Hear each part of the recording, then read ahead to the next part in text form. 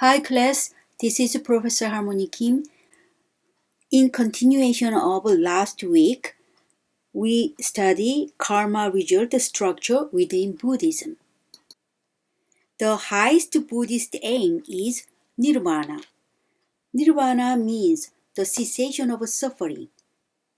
Mahayana Buddhism proposes the universal cessation of suffering as our aim.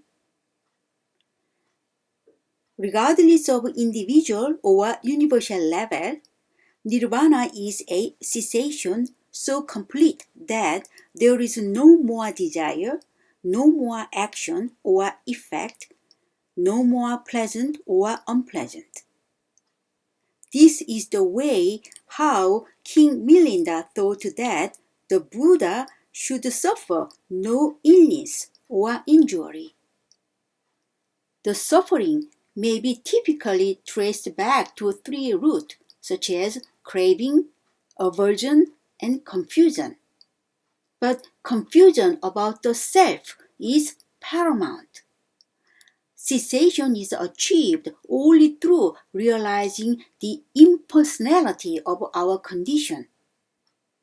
In Majjhima Nikaya 22, named Alagadpama Sutta, there is a passage saying that I do not see any doctrine of self that would not arouse sorrow, lamentation, pain, grief, and despair in one who clings to it.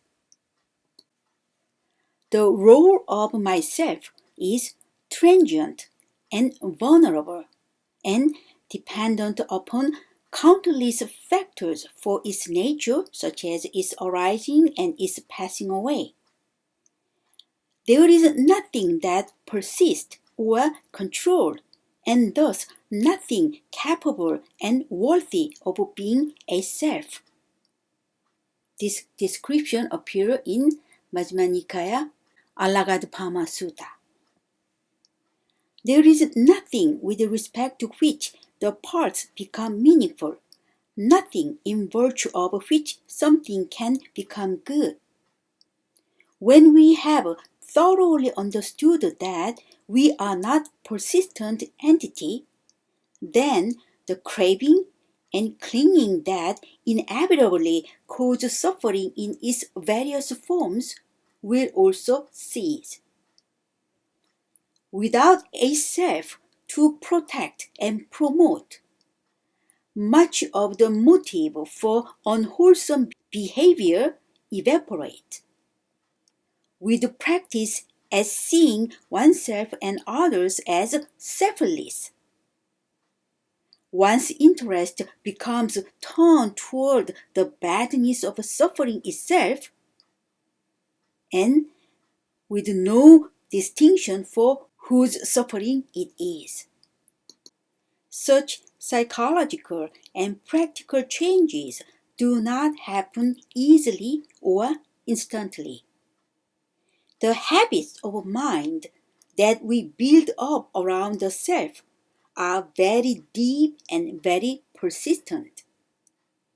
It takes a great deal of patience and mental practice, for example, meditation, in order to begin to uproot the nest of emotive energy entangled in the conception of ourselves as independent agent subject.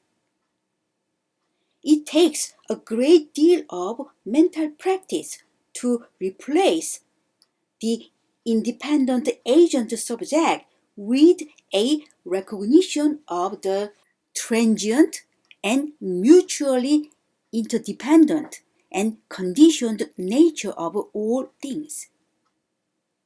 Many mental and practical exercises, as well as endless similes and stories, are constructed with the aim of enabling us to make this understanding a thoroughgoing perspective shift.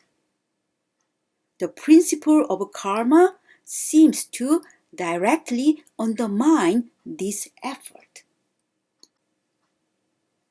Karma is metaphysically incompatible with no self. Karma principle requires us to individuate these continuities and attend to their distinctness from one another, as well as to their specific internal connectedness. Anything like the principle of karma requires us to strongly differentiate and isolate one particular enduring entity as the cause distinct from everything else. If karma is to be a system of reward and punishment, then some individual or another has to be picked out as the guilty party, who is still the same person later. There was a minority Buddhist position named Puggalabada, which posed the person as ultimately existing. So there's several Buddhist branches. One of them is named Puggalabada, and this school or Buddhist branch admit the person as ultimately existing. Karma is taken as an incentive. In other words, do good things now to get good things in the future, or avoid evil deeds now to prevent evil befalling you in the future.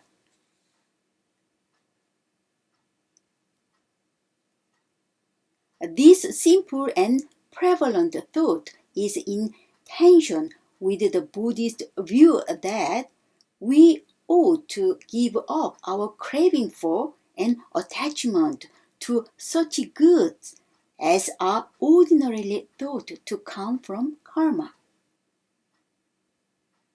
If the incentive works, the perspective from which such goods are to be sought and such evils to be avoided must be reinforced. Karma would seem to undermine the specifically Buddhist solution to the problem of suffering. Because, according to the Buddhist diagnosis, thinking in terms of self causes suffering and must be eliminated. But very same thinking in terms of self is required when conceiving a result as the result of some previous action connected by a distinct and unified causal chain. This brings us to the ethical incongruity in creating karma as a solution to the problem of evil in Buddhism. We will look into some stories reflecting karma. Before I introduce a story or a tale, I want to mention Dhammapada, which is one of Buddhist literature. The sayings of the Dhammapada were collected across the subcontinent over several centuries. It has been observed that in many of these verses, there may be nothing particularly Buddhist about the moral advice offered. Some have doubted whether all of it was in fact originally Buddhist at all, or whether it was a collection of precepts in common currency, picked up and appropriated by whatever was the dominant religious view of the day. But a text is not just its words, it is also what is done with it. And certainly in what was done with the Dhammapada, it is a decidedly Buddhist text.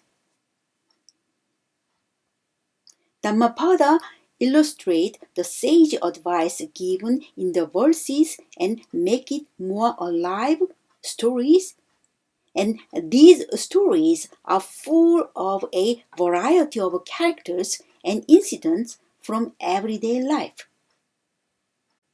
The story features monastics and special guest appearance by the Buddha, who is said to have told the tales originally as part of his teachings. I'm going to introduce one more literature named Dhammapada Atthakatha. That is a commentary of the Dhammapada. In 5th century Sri Lanka, these stories were translated into Pali, and we call that commentary Dhammapada Atthakatha.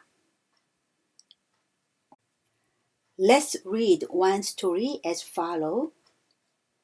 Bandula is a friend of King Pasenadi and commander-in-chief of his army. Bandula is a fair and honest judge. This wins him the enmity of a powerful man. These powerful men pour poison regarding Bandula in the king's ear. The king believed the slander, and the king arranged the treacherous massacre of Bandula together with his 32 sons. So Bandula has 32 sons, and the king killed Bandula as well as his 32 sons. His wife, named Malika, received the news while hosting the Sangha's daily meal. She heard like this: "Your husband's head has been cut off, and likewise the heads of your sons." When Malika learned the news, she said not a word to anyone, but put the letter in a fold of her dress. In other words, she just listened that word. That word means your husband's head has been cut off and your son's head also cut off. And she just ministered to the congregation of monks as if nothing had happened.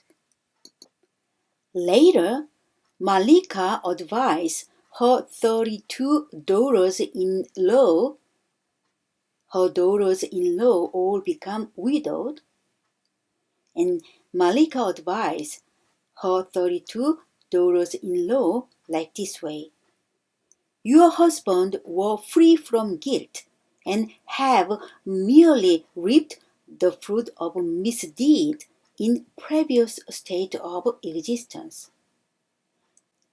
Grieve not, nor lament. Cherish no resentment against the king." Then the king's spies listened to her words and went and told the king that they cherished no hatred of him. The king was overcome with emotion, and the king went to Malika's residence and asked Malika and her daughters-in-law to forgive him, and granted Malika a boon.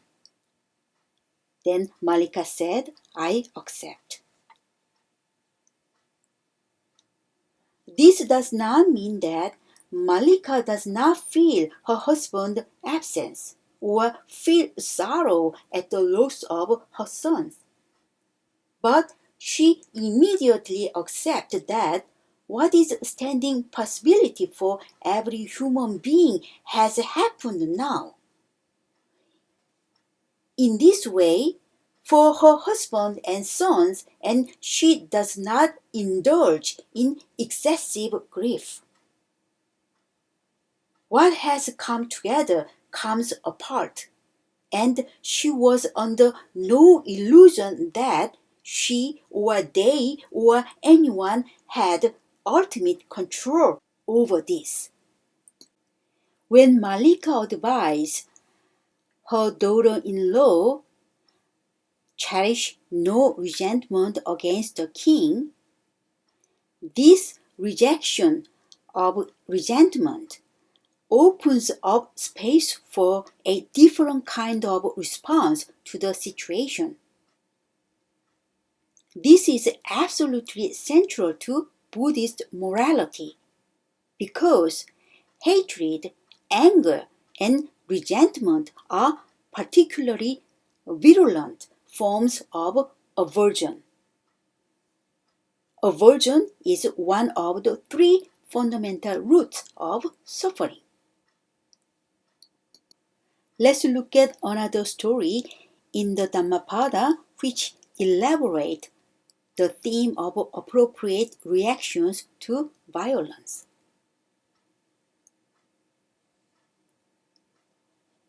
He abused me. He struck me. He defeated me. He robbed me. If any cherish this thought, their hatred never ceases. Another reaction is, he abused me, he struck me, he defeated me, he robbed me. If any cherish not this thought, their hatred ceases. For not by hatred are hatred ever quenched here in this world. By love rather are they quenched. This is an eternal law. Here's another story. A wife who was barren encourages her husband to take a second wife.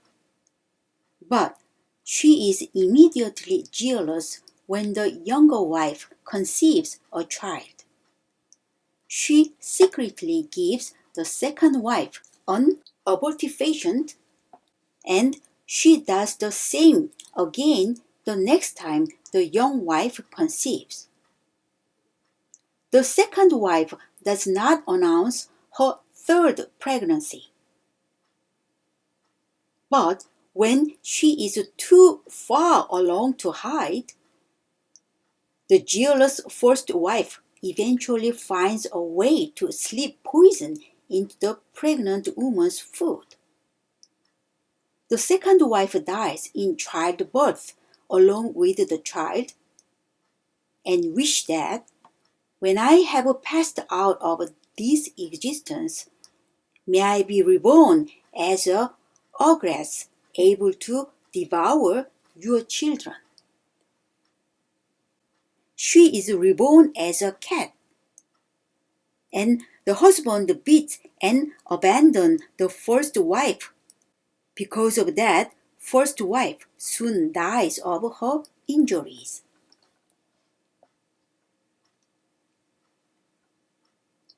Let's notice that there is no mention anywhere of anyone having deserved any of what befell them in virtue of their behavior in this or any previous life. An everyday moral sensibility might suppose that being beaten and cast out is simply what the murderous first wife deserves. The text does not present it this way. Instead, this eventuality is simply what this man did when he found out his wife had killed his other wife and their unborn child. The first wife's unhappy death is not the moral of the story. The first wife is reborn as a hen, whose chicks are 3 times devoured by the cat before she is similarly devoured. And wishing that in the next life she may do the same to the cat. The pair are then reborn as a leopardess and deer, with the same predictable pattern and the same dying wish. In each rebirth, The women get what they wished for, not what they deserve. Finally, the Rapidas is reborn as a young woman of station, the deer as an ogress. After having her first two children eaten by the ogress, the young woman runs with the third to the monastery where the Buddha is teaching. The ogress close behind. The young wife lays her boy at the feet of the Buddha, saying that I give you this child, spare the life of my son.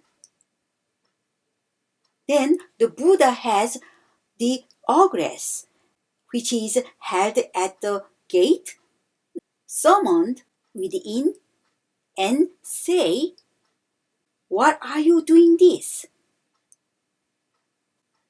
Then the ogress get the point.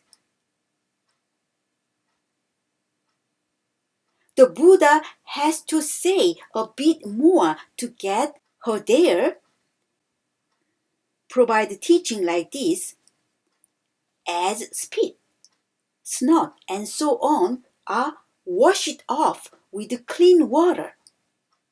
So hatred that burns on the fuel of justification must be drenched with the water of compassion, not fed with the firewood of reasons and causes. Good founded on compassion destroys malice and puts out the fire of enmity. The Buddha tells the young mother to let the ogress hold the child. The ogress, entrusted with the child, and caress him and give him back. Then she cries because she said that she is no longer eating human flesh, so she will starve. So the Buddha tells the mother to invite the ogress into her home and feed her with the best rice meal.